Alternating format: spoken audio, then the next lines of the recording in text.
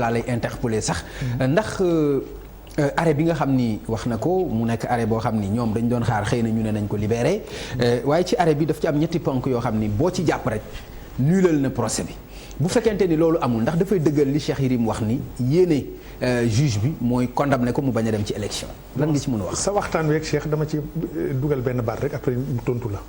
maanaam Mamadou Diop wax na li mu wax xaalis bi daan nañ ko dugal fii di ko dugal fële.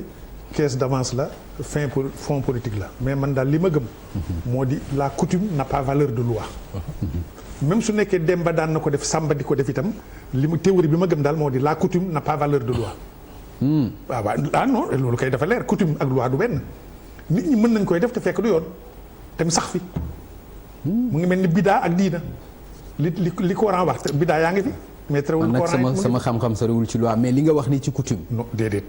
dama ne la coutume n'a pas valeur de loi. d'accord. même si la loi intègre c'est-à-dire. même si la loi intègre les mœurs d'un pays et les coutumes d'un pays. d'accord loolu dégg leer na. même si la loi intègre la coutume d'un pays et les mœurs d'un pays. parce que une loi suspendue entre ciel et terre amul. elle n'est pas faite pour les végétaux. elle n'est pas faite pour les minéraux. encore moins pour les animaux. donc de ce point de vue je te rejoins. d'accord. la coutume pays est intégrée mais li ma dul mun a d'accord Samba daan na lekk Demba daan na lekk alors bon nag mun nañoo lekk alors là je riposte en disant que la coutume n'a pas valeur de loi d'accord mais on évacue ça léegi nag ñu del si ci CEDEAO gis nga Pape Ngagne man su may dégg coow li ci CEDEAO damay rus damay am kersa damay am gàcce lu tax j'ai mal à mon pays et j'ai honte pour mon pays non loolu ëpp na si ëppul dana la wax lu tax gis nga ñii fi ne maanaam ñii gouverner majorité bi fi ne ak exécutif bi fi ne précisément ils sont en majorité jeunes parce que xam nga Tanor gouverné wul. Moustapha Niasse gouverné wul. man exécutif bi ñi fi ne ils sont en majorité jeunes. parfois soo leen di seet ak di leen déglu dafa mel ni ñoom dañ yaakaar ne l'odyssée du Sénégal a commencé avec l'émergence. c'est comme si Sénégal jaar-jaaram ak parcours am mu ngi samp ay reenam ci émergence ou bien ci 2012. gis nga pendant la loi cadre.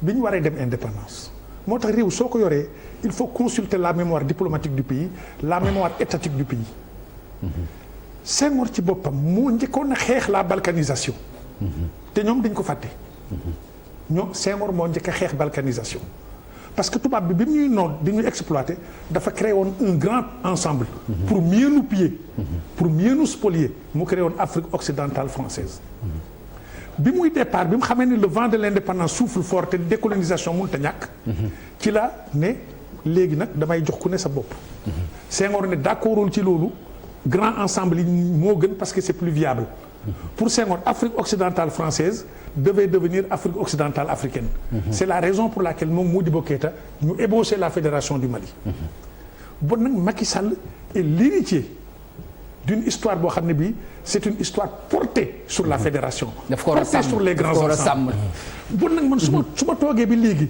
ñuy teesanteeg à CEDEAO damay xaw a am kersa loolu mooy sur le plan politique maintenant sur le plan de l'expertise juridique kii li may xam ne ko parce que jàng na droit bu dëgër yow itam ci réew mi nga dëkk gis nga suñ toogee ba les juges de la CEDEAO di ñu won yoon mbaa ñuy jël contentieux Sénégal di ko yóbbu Abuja suma xol day jeex xam nga ne en 1960 ñun bi ñu nekk école primaire ñi fi amoon baccalauréat bari wu doon moniteurs yee gënoon a bari man nag je te rappelle que entre la première guerre mondiale 14-18 et la seconde guerre mondiale 39-45 entre les années 30 et 40 am nañ fi un docteur en droit qui s'appelle Lamine Guèye benn colonie amee ko fi woon ñu ne déetawaay au moment de l'indépendance on a eu un agrégé comme président alors que ñoom Tombal Baye ak yooyu c'était des moniteurs Senghor était agrégé ma fàttali la ne la cour internationale de justice bi nekk à La Haye